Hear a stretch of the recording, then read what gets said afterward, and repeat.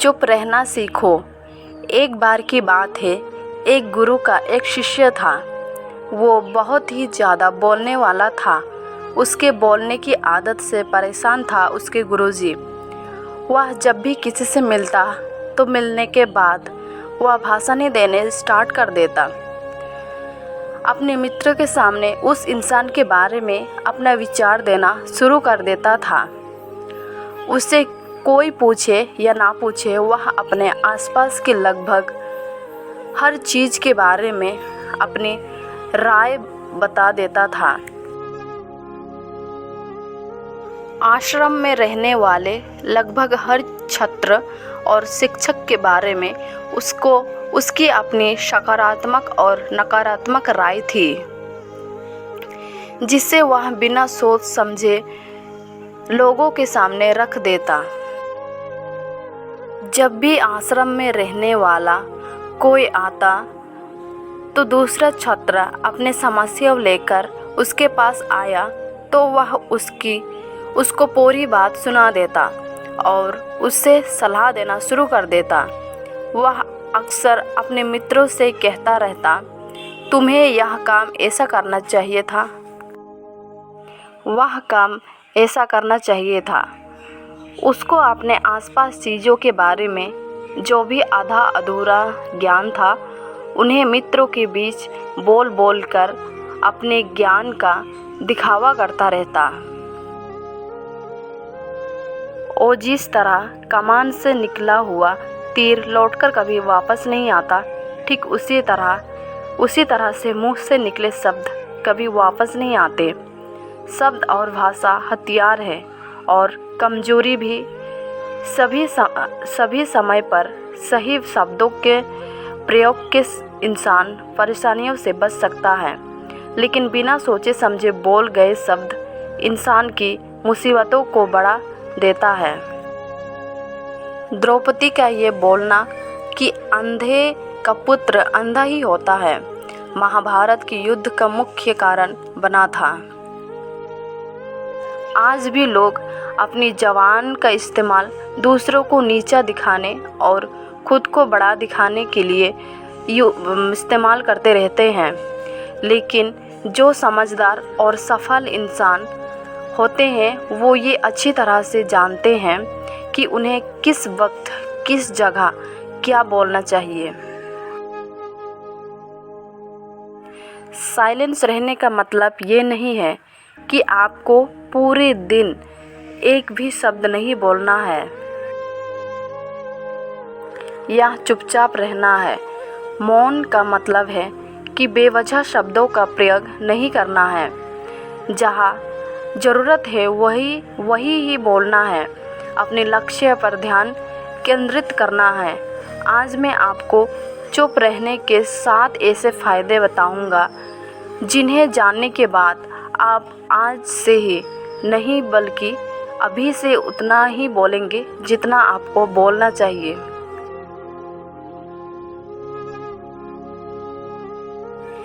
इन्हीं हरकतों की वजह से आश्रम का कोई भी छात्र या शिक्षक उसे गंभीरता से नहीं लेता था।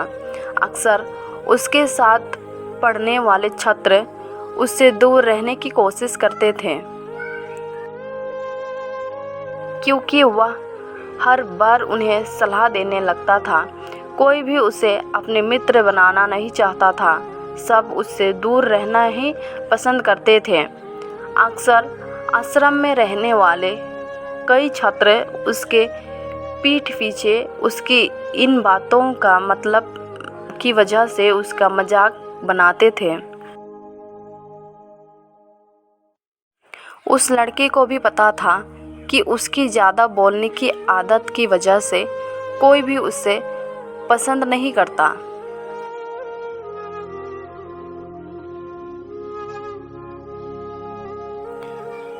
वह भी अपनी इस आदत को बदलाना चाहता था, लेकिन वह चाहकर भी हर बात पर अपनी राय देने की आदत छोड़ नहीं पा रहा था। पर एक दिन वह अपने गुरु के पास गया और अपनी सारी समस्याओं गुरु को बताई। इन 5 परिस्थितियों में चुप रहना सीखे, ये बताया था गुरुजी ने उससे।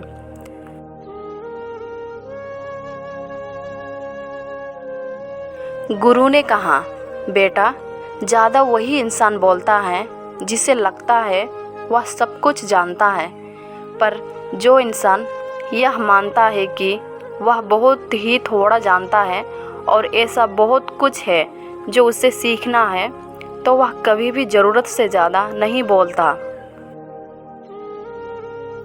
और ना ही बिना मांगे किसी को राय देता है। इसलिए पहले खुद के अंदर का ये अभिमान हटाओ कि तुम्हें सब कुछ पता है। शिष्य ने गुरु के सामने अपना सिर झुका दिया। गुरु ने कहा, तुम्हारे ज़्यादा बोलने की आदत को मैं एक दिन में ही तो ख़त्म नहीं कर सकता।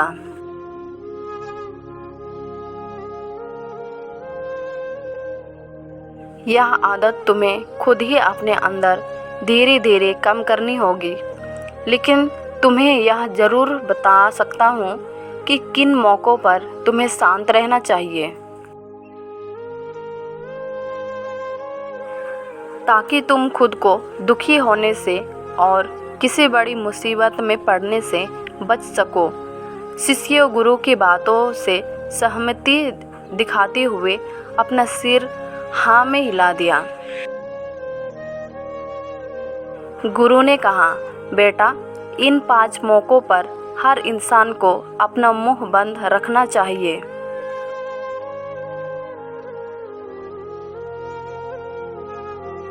पहली स्थिति, जब तुम्हें लोग कोई तुम्हारे भावनाओं को तुम्हारे शब्दों से नहीं समझ सकता, उस समय तुम्हें चुप रहना चाहिए। अक्सर हम लोगों को अपनी दुख परेशानियां बताना शुरू कर देते हैं, जबकि हमारे आसपास रहने वाले ज़्यादातर लोगों को इससे कोई मतलब नहीं है कि हमारे जीवन में क्या गुजर रहा है। हर इंसान को केवल खुद से मतलब होता है। वह केवल खुद के बारे में बात करना चाहता है। वह केवल खुद की तारीफ सुनना चाहता है। उन्हें हमारी जीवन की परेशानियों से कोई मतलब नहीं और ना ही वह सुनना चाहते हैं।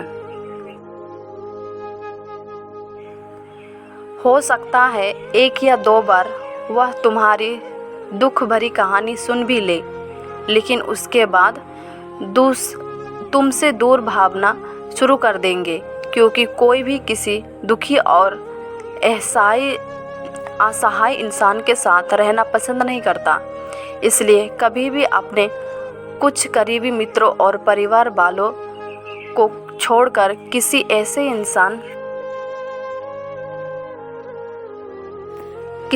इंसान को अपनी परेशानी ना बताएं जो तुम्हारे बातों को समझने के बजाय उनका मजाक बनाए या तुम्हारी मजबूरी का फ़ायदा उठाए। दूसरी स्थिति, जब तुम्हें यह ना पता हो कि किसी विषय में या फिर किसी मौके पर क्या बोलना है या किसी विशेष घटना के बारे में आधा अधूरा ही ज्ञान हो, तो ऐसे मौके पर तुम्हें चुप ही रहना चाहिए। ऐसा इंसान जो आधा अधूरा ज्ञान होने के बाद भी उस विषय में बात करता है, वह अक्सर ही मजाक का पात्र बनता है और कोई भी ऐसे इंसान को कभी गंभीरता से नहीं लेता।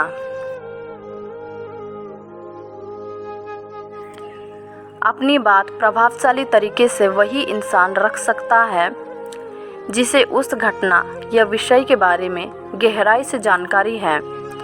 इसलिए कभी भी आधी अधूरी और इधर उधर से मिलने वाली जानकारी के आधार पर लोगों से अपनी बात मनवाने की कोशिश ना करें।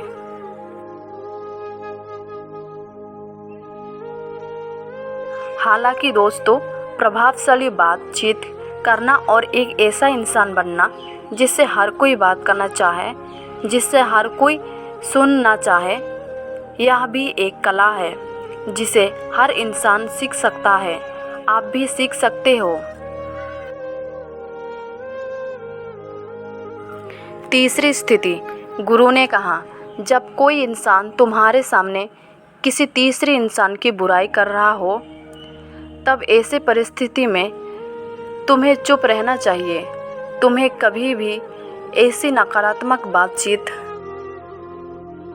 का हिस्सा नहीं बनना चाहिए, क्योंकि आज जो इंसान तुम्हारे सामने किसी तीसरे इंसान की बुराई कर रहा हो, वही कल किसी और के सामने तुम्हारी भी बुराई करेगा।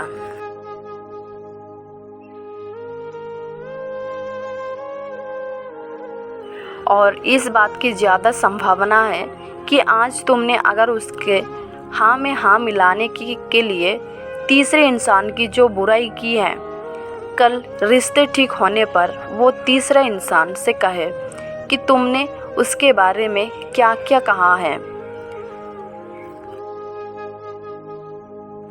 तब आपकी क्या ही इज्जत रह जाएगी। विचार करो। इसलिए जब भी कभी कोई किसी तीसरे इंसान की बुराई करे,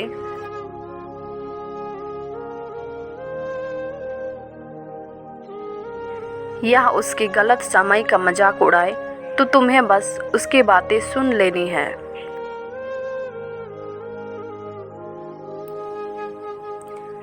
आपको अपनी कोई भी राय वह नहीं रखनी है। चौथी स्थिति, जब कोई तुम्हारे ऊपर गुस्सा करे और तुम्हें अपमानित करे तो कोशिश करे, तब ऐसी परिस्थिति में तुम चुप रहकर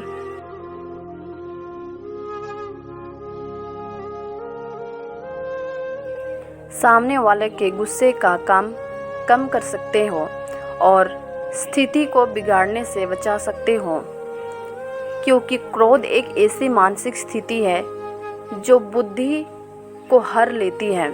इस स्थिति में मनुष्य सोच विचार कर नहीं पाता, बोल पाता, जिस वजह अवृत अपशब्द व कड़वे वचन के मुंह से निकलते हैं। जब तुम सामने वालों के क्रोध का जवाब क्रोध से ना देकर उस समय चुप रह जाते हो, तब यह बात उस क्रोध करने वाले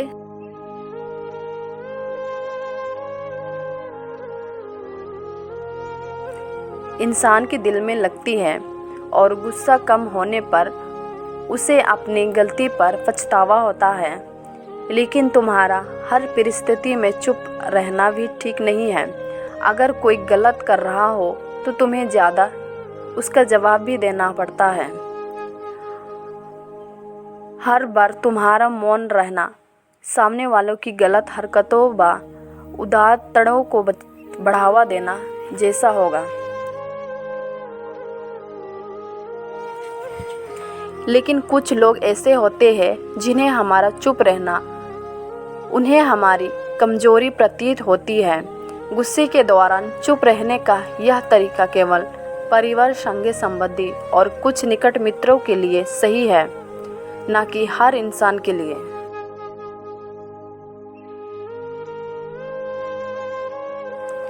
अगर तुम हर जगह चुप रहने लग गए तो इसका गलत फायदा उठाया जा सकता है। पांचवें स्थान, जब कोई इंसान अपने जीवन की किसी दुख भरी घटना या परेशानियों से गुजर रहा हो, तो तुम्हें चुप रहकर सिर्फ उसकी बातों को सुनना है।